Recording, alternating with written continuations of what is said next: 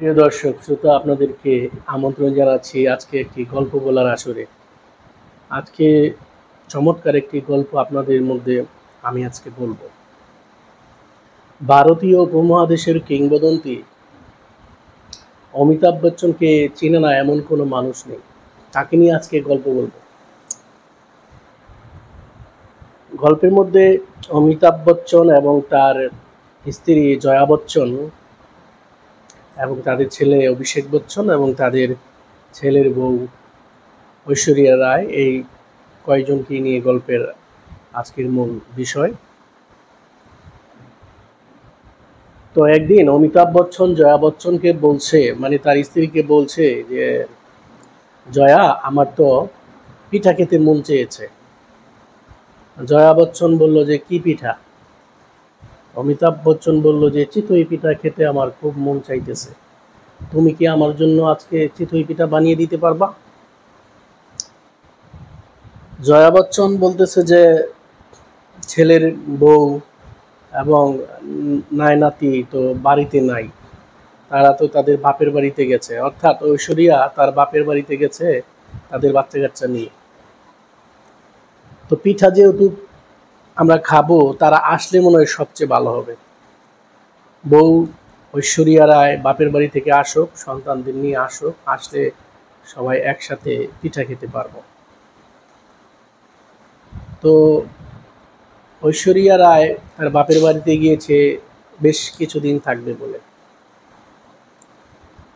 অমিতাভ বচ্চনের তো পিঠা খেতে মন চেয়েছে, কিন্তু পিঠা খেতে মন চেয়েছে তার এই মুহূর্তে। জয়া বচ্চনকে সেটা বলল সে, কিন্তু জয়া বচ্চন ভাবলো যে আমরা স্বামী স্ত্রী মিলে যদি পিঠা খাই এবং বৌমা এবং তার সন্তানদের ছাড়া যদি আমরা খাই, এটা কেমন দেখা যায়, এটা দৃশ্যটা খুব খারাপ দেখা যায়। তো সেই জন্য এইটা মাথায় রেখে জয়া বচ্চন বলল যে আসলে তারা আসলে একসাথে খাবে। তখন অমিতাভ বচ্চন আর চুপচাপ রইলেন, তিনি আর কোনো কিছু বললেন না। তো যথারীতি পূজার অনেকদিন পর বাপের বাড়ি থেকে ঐশ্বরিয়া রায় বাড়িতে আসলেন। অমিতাভ বচ্চনের এক মেয়েও তার বাপের বাড়িতে আসলো এবং মোটামুটি আত্মীয় স্বজনে আবার বাড়িঘর ভরলো। তো এই মুহূর্তে জয়া বচ্চন বলতেছে যে চিতই পিঠা বানানো দরকার। জয়া বচ্চন বলার পর অমিতাভ বচ্চন খুব কাছাকাছি ছিলেন, তিনি খুব রাগারাগি করলেন, পিঠার এখন কি দরকার? পিঠা তো আর এখন আমার মন চাইতেছে না খাওয়ার জন্য।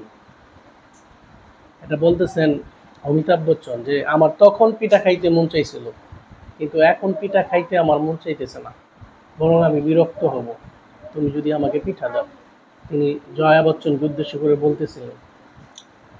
মানুষের মন আসলে বৈচিত্র্যতায় পরিপূর্ণ, সুতরাং যখন যার যেটা খাওয়া মন চায় সেটা আসলে তখনই খাওয়া উচিত।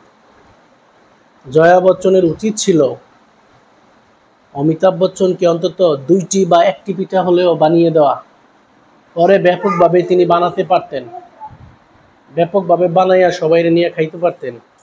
কিন্তু জয়া বচ্চন এই কাজটা খুব ভুল করলেন। এই জন্য ভুল করলেন, যখন যেই পর্যায়ে এসে জয়া বচ্চন পিঠা বানাতে চাইলেন, সেই পর্যায়ে পর্যন্ত অমিতাভ বচ্চন নাও আসতে পারতেন।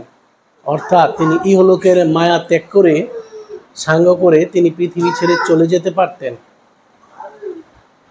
পৃথিবী ছেড়ে চলে গেলে এই পিঠা না খেয়ে জয়া বচ্চন সারা জীবন খুব কান্না করতেন, কষ্ট পাইতেন। সুতরাং আজকে যারা ভিডিওটি দেখতেছেন তাদের উদ্দেশ্যে বলবো, যে যখন যেটা খাইতে চায় আপনাদের নিজেদের মধ্যে, স্বামী বা স্ত্রী বা কন্যা বা ছেলে যারাই হোক না কেন, চেষ্টা করবেন সেই খাবারটা খুব দ্রুত তাকে খাওয়ানো। কারণ মন তো এখন চাইতেছে, মন তো 2 মাস পরে নাও চাইতে পারে।